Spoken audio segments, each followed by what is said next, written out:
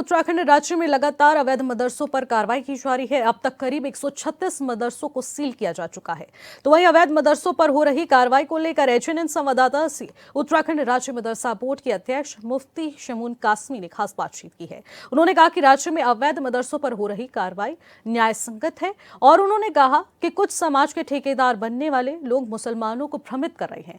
समाज की ठेकेदारी करने वाले लोग बीजेपी और आरएसएस के नाम पर लोगों को भ्रमित कर उनको डराने की कोशिश कर रहे हैं। पहले करीब राज्य में 415 मदरसे थे, लेकिन उनकी संख्या बढ़कर 467 हो गई है।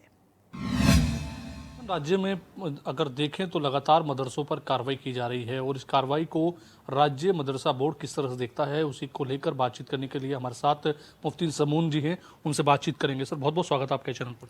थैंक यू सर, जिस तरह से प्रदेश भर में लगातार मदरसों पर कार्रवाई हो रही है, अवैध मदरसे निकल कर सामने आ रहे हैं, ऐसे में उस कार्रवाई को आप किस तरह से देखते हैं?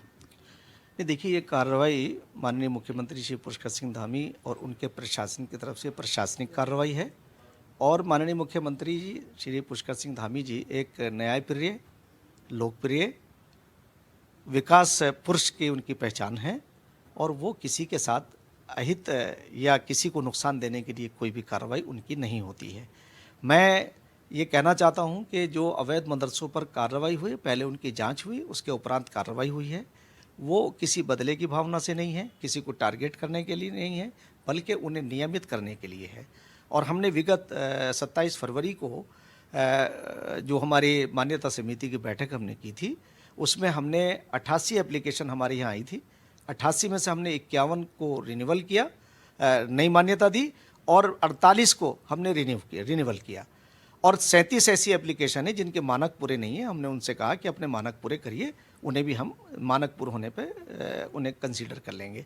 तो ये माननीय मुख्यमंत्री श्री पुष्कर सिंह धामी जी के नेतृत्व के अंदर हम मदरसों को गुणवत्तापूर्ण एजुकेशन उपलब्ध करा रहे हैं। हमने एनसीईआरटी को उसमें इसीलिए लगाया कि उसमें पढ़ने वाले बच्चे, माननीय मुख्यमंत्री जी ये चाहते हैं कि मदरसों में गरीब घरों के बच्चे पढ़ते हैं, उन्हें गुणवत्तापूर्ण एजुकेशन दी जाए ताकि वो इंजीनियर बने, डॉक्टर बने, आईएएस और आईपीएस बने और अपने देश का, प्रदेश का और अपने परिवार का नाम रोशन करें। तो इसमें कहाँ कोई भेदभाव आया और उनकी किसी भी योजना में, किसी भी उनके कार्य में आप उंगली नहीं रख सकते। बिल्कुल निष्पक्षता के साथ माननीय मुख्यमंत्री श्री पुष्कर सिंह धामी जी अपने कार्यों को भली भांति आगे बढ़ा रहे हैं और देवभूमि उत्तराखंड को शिखर पर ले गए हैं।